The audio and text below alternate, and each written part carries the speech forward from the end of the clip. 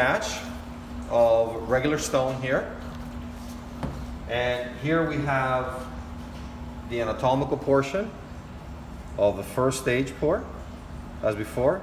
Now I'm going to start using a vibrator, so make sure this previous pour, one stage, I'm going to put it somewhere where it's not going to get affected, and then this one I'll leave it up there as well. You don't want to have it lying down here. As you can see, now it's starting to go into a matte finish, and when I poke it with my finger, definitely there's some setting going on. So this has been about around 6 minutes, 6 to 8 minutes, usually that's the time. So I'm gonna mix. This time around, a little bit less, little more water I should say, to get more of a runny consistency.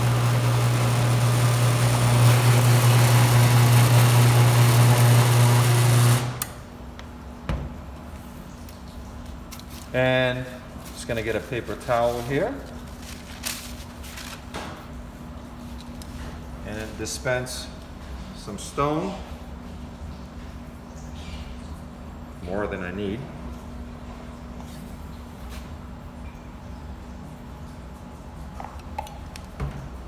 So now when I turn this over,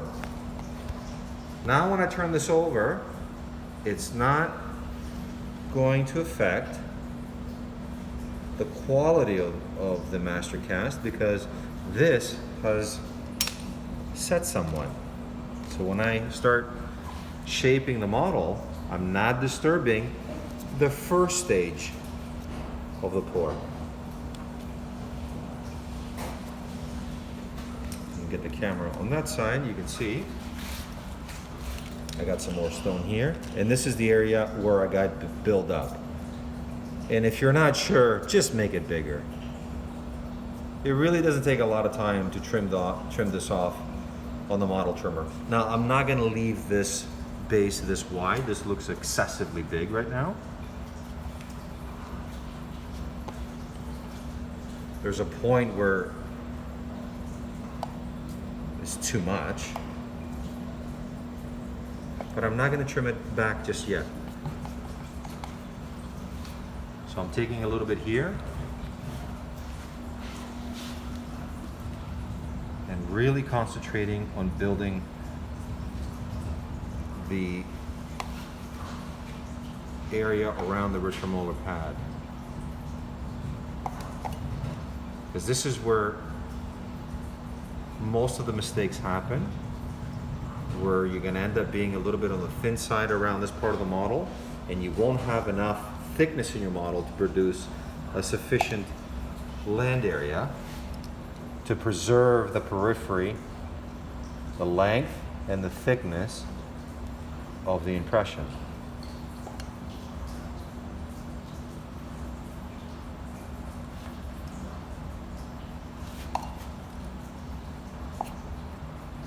So, as you can see, this is a little more skill sensitive to do versus beading and boxing. I think beading and boxing is a lot easier.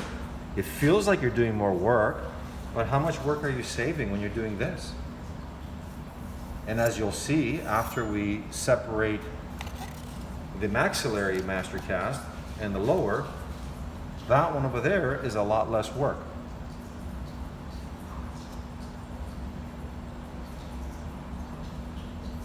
So I guess it's 6 of one and half a dozen of the other, but if you bead and box, I think it's a more controlled environment. This, I gotta be on top of it right now, and I'm still shaping it, whereas if I'd boxed the lower, I could have walked away and be doing something else right now. So I'm actually building up the sides of the model here.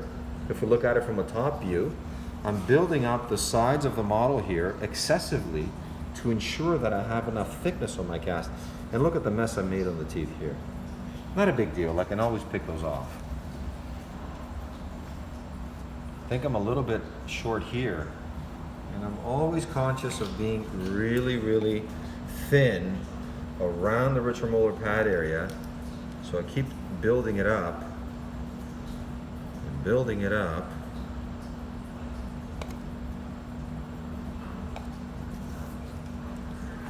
And as the stone is starting to set, I can go back in. It's still too early because it's very early. Hasn't set somewhat. I can go back and clean it up with my spatula. So we'll just wait for that. In the meantime, I don't think I need any more stone. So while we'll have the camera on the model, I'm just going to clean off the bowl.